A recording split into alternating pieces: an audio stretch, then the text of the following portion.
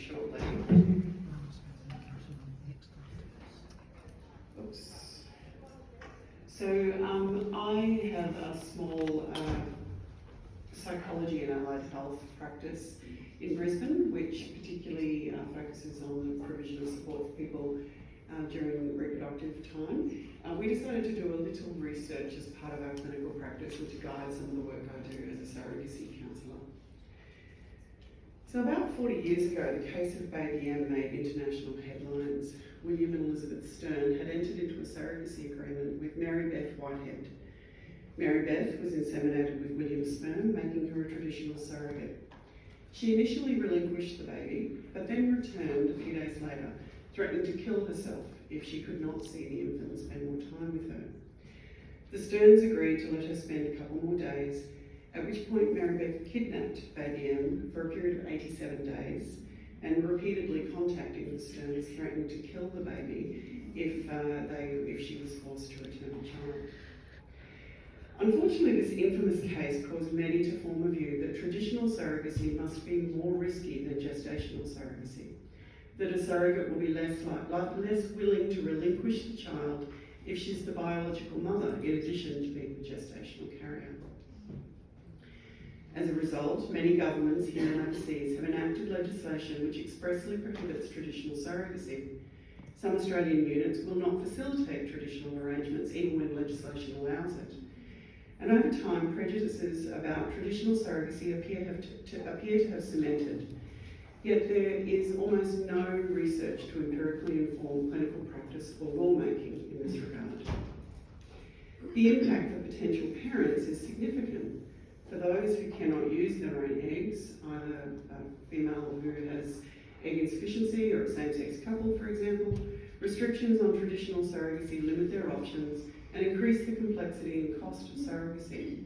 Potential intending parents, I'll use the phrase IPs, must locate an egg donor in addition to a surrogate, or undertake a traditional surrogacy which takes them away from the clinics without the support and guidance of fertility professionals and into the world of home insemination.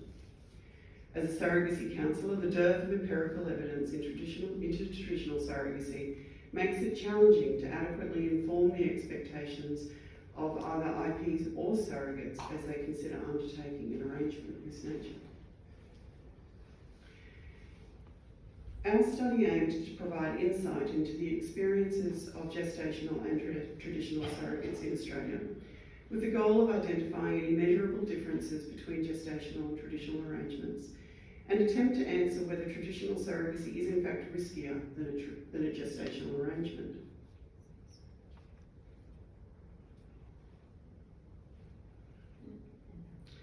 So our little study got big. We ended up with 84 current and past surrogates who were recruited through word of mouth, social media and direct invitation. They flung themselves at us, I'm just going to put that out there. Participants volunteered to complete either the antenatal or post-surrogacy version of our survey, examining their personal experience of surrogacy. And after we excluded ineligible participant data, we retained 19 participants in the antenatal group and 54 in the post-surrogacy group, totaling 73 who contributed to our data analysis. Participants were asked about their experience of surrogacy, focusing on the perceived financial, emotional and physical support they had received from their intending parents, whether they experienced any conflict in the relationship with their IPs, and what the relationship with their IPs was like. We asked them if their experience of pregnancy during the surrogacy was any different from what it felt like when they carried their own babies. The mental health of surrogates was measured using the DAS-21, which you probably know is a very brief self-reported depression, anxiety and stress symptoms. And those who had completed their surrogacy were also asked about the experience of relinquishing the baby. We were unable to locate any surrogacy-specific assessment tools, no surprises there. So we measured feelings of attachment towards the child during pregnancy and after birth, with measures which generally are used to examine maternal attachment. The first was the maternal fetal attachment scale, which examines attachment towards the fetus during the pregnancy, and that was administered to all respondents. And for completed surrogacies only, the mother-infant bond bonding scale was also used to measure postpartum attachment towards the baby. Surrogates in the antenatal group were aged mostly 25 to 44 and were either married or de facto. All of them had children of their own.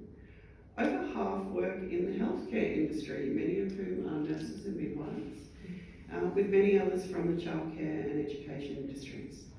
4 had already completed another surrogacy pregnancy at a previous time. 70% of our respondents lived in Queensland or Victoria, probably because of the recruitment strategy we used. Their IPs were exclusively either same-sex or other-sex couples, and at the time of responding, almost 80% were either in their first or second trimester, only about 21% were in the third trimester. Of the total number, 2 were traditional surrogates, and both of them had conceived undertaking home insemination. Of the 17 gestational arrangements, 7 were carrying a child that was genetically linked to both intending parents, and 10 had transferred embryos that had been created using an egg donor. Of the postnatal group, 69% were married or de facto. 3 had never birthed a child of their own. 37% worked in healthcare, again, lots of nurses. You're very altruistic people, you nurses. Respondents were located in every state except for the Northern Territory, and that makes sense because at the time that we were collecting our data, Northern Territory law had only just changed to make surrogacy legal. Most had IPs who were either from same-sex or other-sex couples. 42 had undertaken gestational arrangements, 18 where both IPs were genetically related to the baby, 23 who had transferred an embryo created using an egg donor, and 1 where there had been double donation. 7 had undertaken traditional arrangements, 6 of them had used home insemination. 3 of these started out as a gestational arrangement but switched to using traditional surrogacy. Over 30% of our surrogates had birthed in the previous 15 months and 75% within the last 5 years. 1 had occurred prior to 2010. 12 respondents had previously undertaken or commenced a surrogacy arrangement. 5 had already birthed babies through surrogacy before the current matter that we were asking them about. All arrangements in the postnatal group had resulted in a live birth, and 83% had finalised their parentage orders. Okay, this is where I beg you to not ask me stats questions. But statistical analysis was undertaken using independent samples, Mann-Whitney U-tests, to account for the lack of a normal distribution of subject groups. And really what that came down to is we had really unequal numbers between traditional and gestational respondents, but that's what we see in real life. We don't know for sure, but we think it's about a 10 to 1 traditional to gestational. So actually we did pretty well with recruiting our traditional surrogates. For both completed and ongoing surrogacies, there was no between groups difference in how well supported surrogates felt by their intended parents. There was no difference in self-reported mental health. The level of conflict reported between surrogates and intending parents was not different between groups. Over 80% of the antenatal and 59% of postnatal respondents reported no conflict with their intended parents during the arrangement.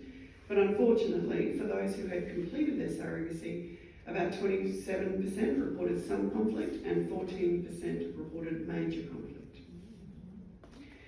For those who had completed the surrogacy, 75% recall relinquishing the baby as a positive experience, with no difference demonstrated between gestational and traditional surrogates' responses. However, 4 surrogates did describe the handover experience as negative. Scores in the postpartum, measuring postnatal attachment towards the baby, did not significantly differ between groups. We were, though, surprised to find that traditional surrogates did score significantly higher than our gestational surrogates on the interaction subscale and overall score of the MFAS, which is the maternal fetal attachment scale. There was no between groups difference on the MFAS achievement subscale, and don't worry, I'm going to unpack that in a minute. Now, firstly, I'm not unaware of any study examining surrogacy experiences that has come anywhere close to recruiting as many surrogates as what we did. We have been a tad overwhelmed. I'm also unaware of any studies looking at surrogacy where there was that have specifically examined traditional surrogacy. So this is kind of new stuff. Our results say pretty clearly that when compared to gestational surrogacy, when who might be using either the IP's own gametes or with eggs that have been donated by a donor other than the surrogate or double donation, traditional surrogates were not more likely to have negative relationships with their IPs afterwards. They did not feel less supported. They did not perceive the surrogacy pregnancy to be more similar compared to their own pregnancies. They did not describe a tougher time relinquishing the baby. They did not report more conflict, and they did not report more adverse mental health impacts. As mentioned, we were surprised to find that they did report increased feelings of attachment to the baby while they were pregnant, but that was particularly related to the the interaction subscale, which we think boosted overall MFAS scores. So I think that's why we got that outcome. We're still trying to figure out exactly what this increased interaction result means, but we think it comes down to what the interaction subscale is measuring. So when you pull apart the two subscale measures, attunement, so the one where there was no difference, is presumed to be a conceptually similar concept to prenatal parental reflective function. It's very emotionally based, it's also a bit cognitive, and it's where a woman is more aware of the fetus's feelings and experiences and starts to imagine future interactions with the baby.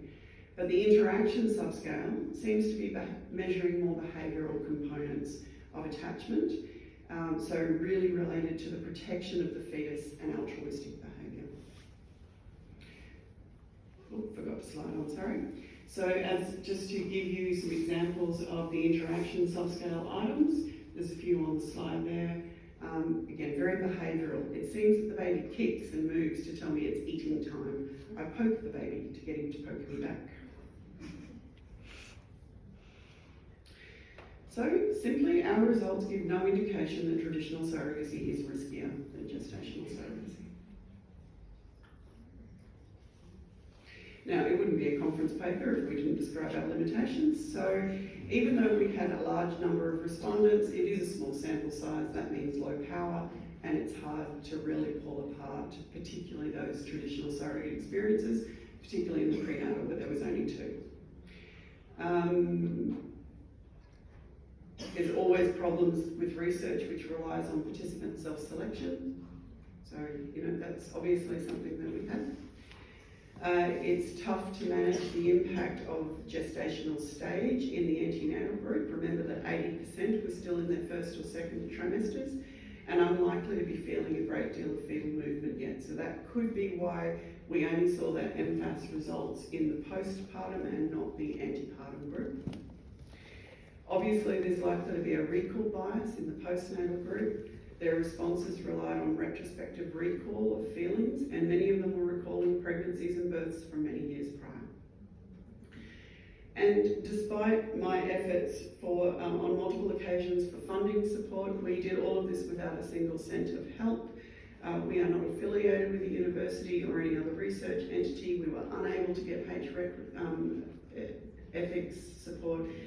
This research has been incredibly draining on the practice and could not have happened without my passionate, extraordinary student workforce.